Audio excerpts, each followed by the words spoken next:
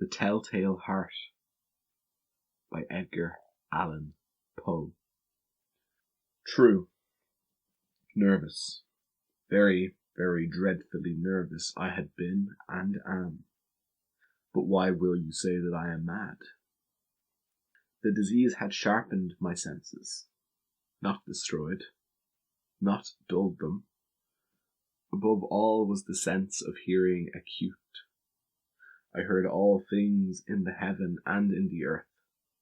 I heard many things in hell. How then am I mad?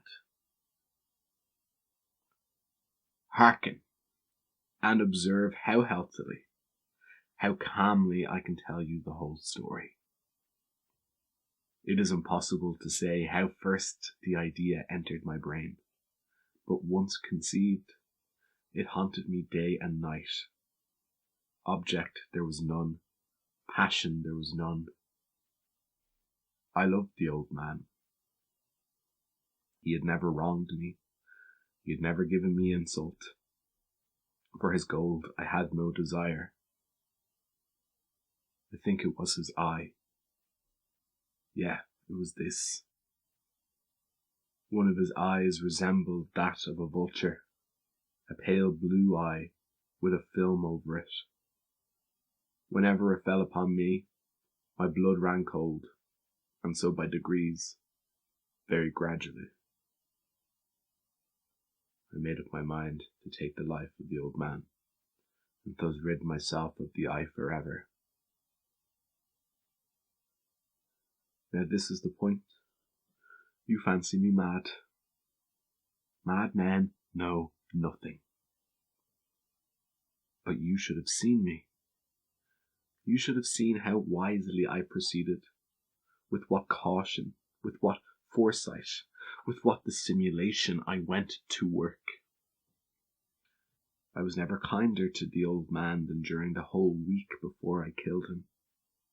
And every night, about midnight, I turned the latch of his door and opened it, oh so gently.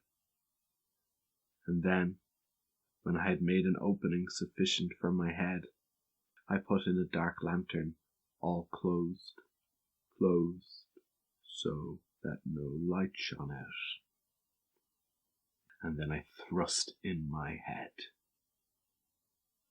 Oh, you will have laughed to see how cunningly I thrust it in. I moved it slowly, very, very slowly, so that I might not disturb the old man's sleep. It took me an hour to place my whole head within the opening so far that I could see him as he lay upon his bed. Ha! Would a madman have been so wise as this? And then, when my head was well in the room, I undid the lantern cautiously. Oh, so cautiously. Cautiously, for the hinges creaked. I undid it just so much that a single thin ray fell upon the vulture eye. And this I did for 7 long nights. Every night, just at midnight, but I found the eye always closed, and so it was impossible to do the work, for it was not the old man who vexed me, but his evil eye. And every morning, when the day broke, I went boldly into the chamber and spoke courageously to him, calling him by name in a hearty tone and inquiring how he had passed the night. So you see, he would have been a very profound old man, indeed, to suspect that every night, just at 12, I looked in upon him while he slept. Upon the 8th night I was more than usually cautious in opening the door. A watch's minute hand moves more quickly than did mine. Never before that night had I felt the extent of my own powers, of my sagacity.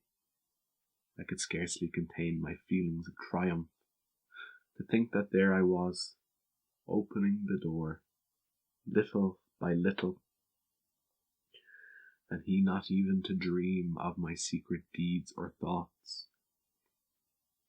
I fairly chuckled at the idea, and perhaps he heard me, for he moved on the bed suddenly, as if startled. Now you may think that I drew back, but no. His room was as black as pitch with the thick darkness, for the shutters were close-fastened through fear of robbers, and so I knew that he could not see the opening of the door, and I kept pushing it on steadily.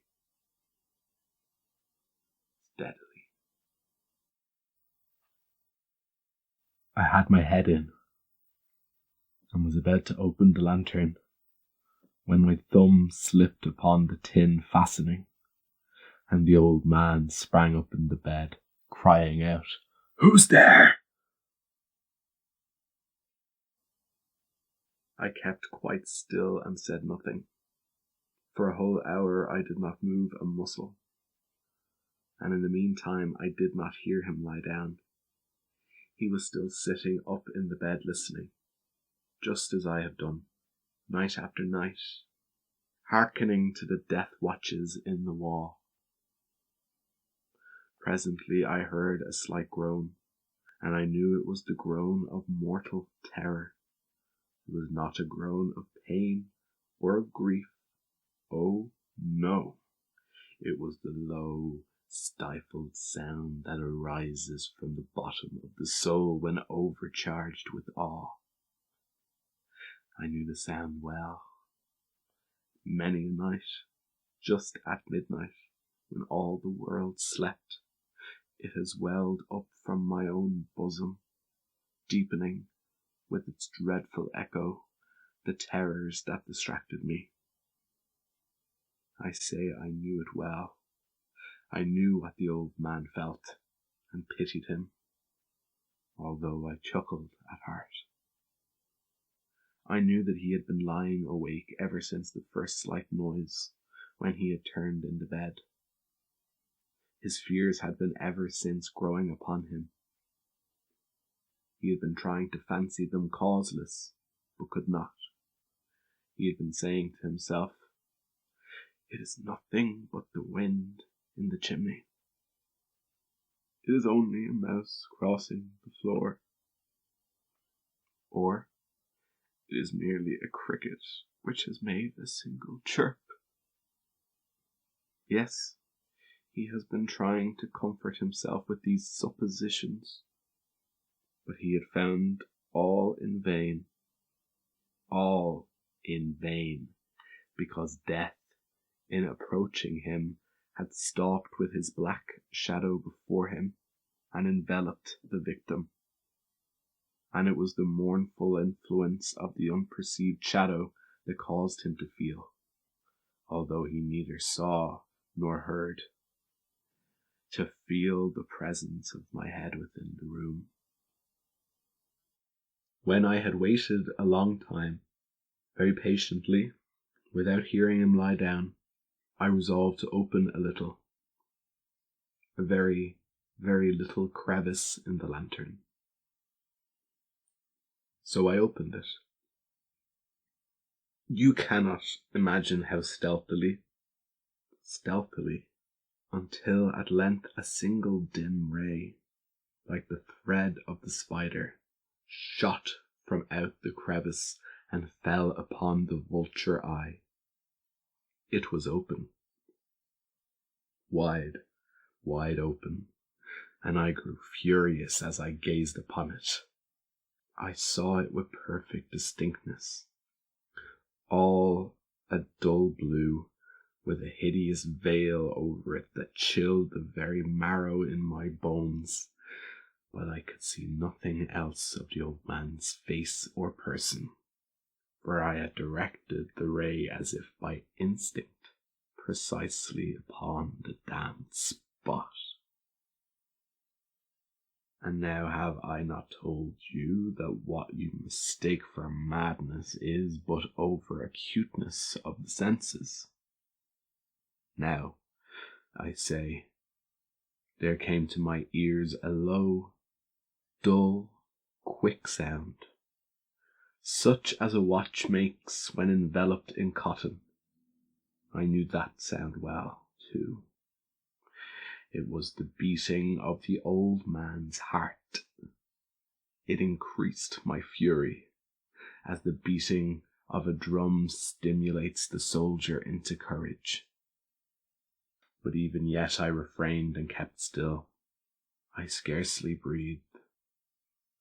I held the lantern motionless. I tried how steadily I could maintain the ray upon the eye. Meantime, the hellish tattoo of the heart increased. It grew quicker and quicker, and louder every instant. The old man's terror must have been extreme. It grew louder, I say, louder every moment. Do you mark me well? I have told you that I am nervous, so I am.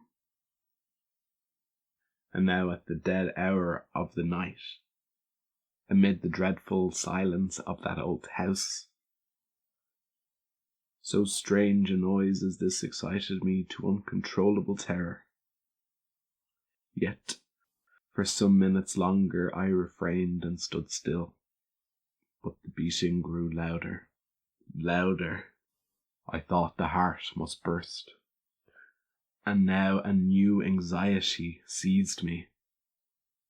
The sound would be heard by a neighbour. The old man's hour had come.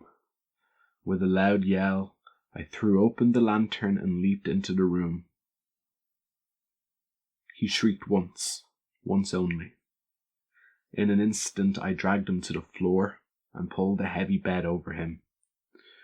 I then smiled gaily to find the deed so far done, but for many minutes the heart beat on with a muffled sound.